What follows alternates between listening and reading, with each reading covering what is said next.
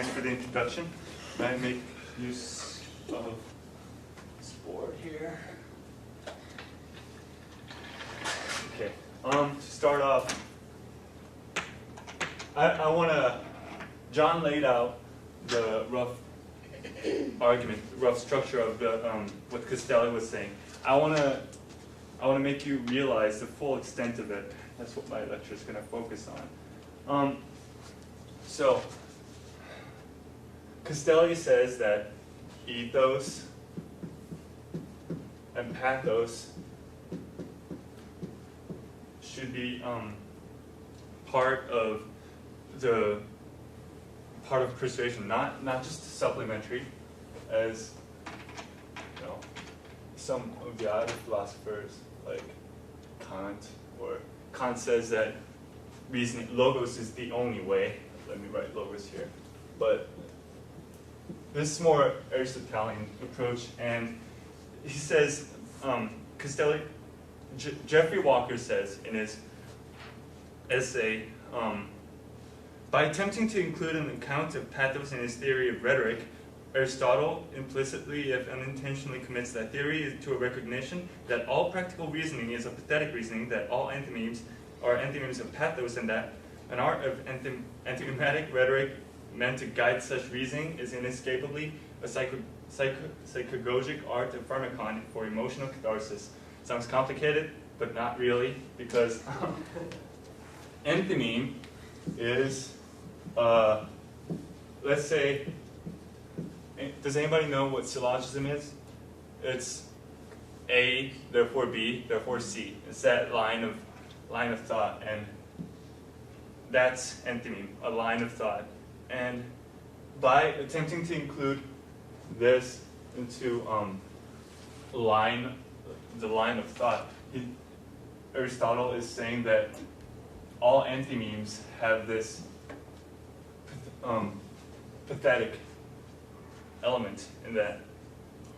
So what a psychagogic art of pharmakon for emotional catharsis is it's a psychagogy isn't a psychotherapeutic method used to assist the choice of goals through manipulation of emotion or morality.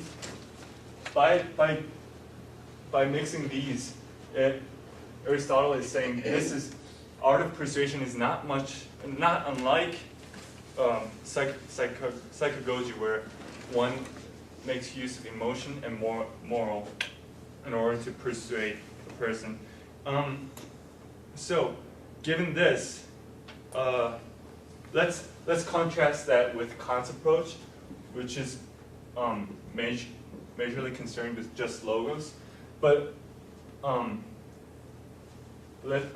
then Aristotle would be saying, whereas Kant's approach of logos is homogeneous because line of logic is not different for every person. 1 + 1 is 2 to me, to you, for everybody. But if we're thinking about ethos and pathos, it's different for everybody. So I have to think, if you're a Christian, I have to appeal to your Christian ideals in order to get you to do something.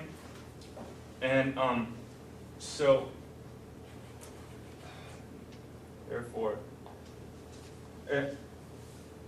this is what makes rhetoric heterogeneous art, whereas this is homogeneous. By mixing these two, this is different for every audience. And there's another quotation. Since rhetoric is concerned with making a judgment, it is necessary not only to look to an argument that it may be demonstrative and persuasive, but also to construct a view of himself as a certain kind of person and to prepare the judge. Now, preachers and Catholic priests make a good use of this, athos and pathos, when they're like, anybody here Catholic? If I were to tell you to not use condoms, I would be saying something like, condoms are evil invention made by the devil to seize future life. I'm appealing to your by mentioning devil and like devil's invention, I'm appealing to your like moral and emotional element. So, and further on,